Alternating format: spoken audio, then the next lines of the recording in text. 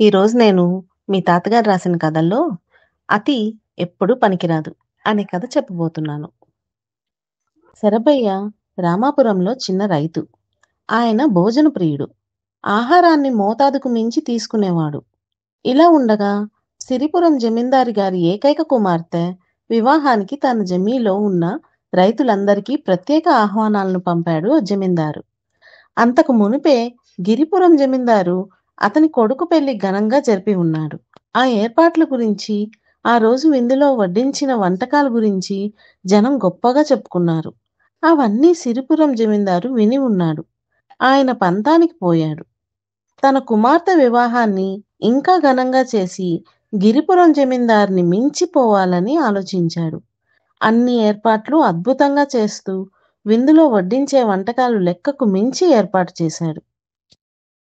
ఆ పెళ్లికి రైతులందరూ వచ్చారు. శరభయ్య తన మిత్రుడు గోపాలయ్యతో సహా వచ్చాడు. పెళ్లి ఏర్పాట్లు చూసి వచ్చిన వాళ్ళు ముక్కున వేలేసుకున్నారు. మరీ విందులో వడ్డించే వంటకాల రకాలు చూసి నోరెళ్లబెట్టారు. శరభయ్య ఆనందానికి ఇంకా అంతే లేదు. ఇలాంటి అవకాశం మళ్ళీ మళ్ళీ రాదు. తృప్తిగా తినాలి అనుకున్నాడు మనసులో. అతనితో వచ్చిన మిత్రుడు గోపాలయ్య మితాహారి. తనకు సరిపోయే 1-2 వంటకాలతో భోజనం సరిపెట్టాడు. అదే సమయంలో శరభయ్య ఆత్రంగా అక్కడున్న వంటకాల్లో అధిక భాగం పళ్ళెంలో వేయించుకున్నాడు. అందులో 4వ వంతు కూడా తినలేకపోయాడు. ఎలాగో కష్టం మీద మరికొంత తిన్నాడు. ఇంటికెళ్ళాక కడుపు నొప్పి ప్రారంభమైంది. శరభయ్యకు గ్రామంలో ఉన్న నాటు వైద్యుడు ఏదో గుళిక ఇచ్చి నొప్పి తగ్గించి కొంత నెమ్మది కలిగించాడు. వంటకాలు ఎక్కువగా కనిపించేసరికి నీకు మనసు చలించినట్టుంది. ఆత్రగాడికి బుద్ధిమఠం అన్నది నిజం చేశావు. ఇక మీదట ఆహారం విషయంలో జాగ్రత్తగా ఉండు అన్నాడు నాటు వైద్యుడు శరభయ్యతో. శరభయ్యకు కనువిప్పు కలిగింది. ఆయన నాటు వైద్యునితో ఇక మీదట మీరు చెప్పినట్లే జాగ్రత్తగా ఉంటాను అన్నాడు శరభయ్య. అతిగా ఆహారం తీసుకోవడం వల్ల కలిగిన ఇబ్బంది మిత్రుడిలో కొంత మార్పుకు కారణమైందని గమనించిన గోపాలయ్య, శరభయ్య, ఈ మధ్యకాలంలో ఒకరి మీద మరొకరు పోటీకి పెళ్లిళ్ళలో విందులు పెద్ద ఎత్తున చేస్తున్నారు. ఇక్కడ పెట్టిన వంటకాలన్నీ కనీసం రుచి చూడాలన్నా కష్టమే. అందువల్ల బయట విందులకు వచ్చినప్పుడు స్వయం నియంత్రణ ఉండాలి. కళ్ళు కావాలంటాయి, కడుపు వద్దంటుంది అనే సామెత అందుకే పుట్టింది. కనుక ఎవరైనా వారి శక్తికి తగ్గట్లు తినాలి. అందుకే పెద్దలు ఏ విషయంలోనూ అతి పనికిరాదని అన్నారు. ఈ విందులు చేసే వాళ్ళు కూడా మనిషి ఎంత తినగలడు అనేది దృష్టిలో ఉంచుకోవాలి. లేనిపోని గొప్పలకు పోయి విందులు ఏర్పాటు చేస్తున్నారు.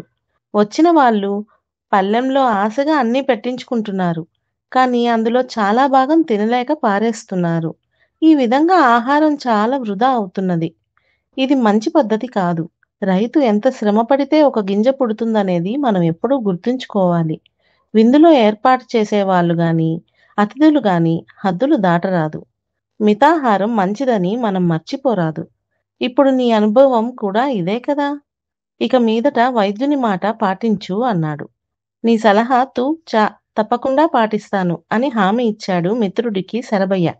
ఆ తరువాత కొంతకాలానికి శరభయ్య కుమార్తె వివాహం నిశ్చయమైంది. శరభయ్య మిత్రుణ్ణి దగ్గర ఉంచుకొని గొప్పలకు పోక తన తాహతకు తగ్గట్లు ఏర్పాట్లన్నీ చేశాడు. ముఖ్యంగా తినగలిగిన మేరకు వంటకాలను ఏర్పాటు చేసి ఆహార వృధాని అరికట్టాడు. అనవసర ఖర్చులు తగ్గించుకున్నాడు. ఈ కథ వల్ల నీకేం అర్థమైంది లిఖిత్? అమ్మా, మనం తినగలిగినంటే కంచంలో అన్నం పెట్టుకోవాలి. ఆహారాన్ని వృధా చేయకూడదు. అంతేనా అమ్మా? వెరీ గుడ్ కన్నయ్య, బాగా చెప్పావు. Please like, share, subscribe. Thank you.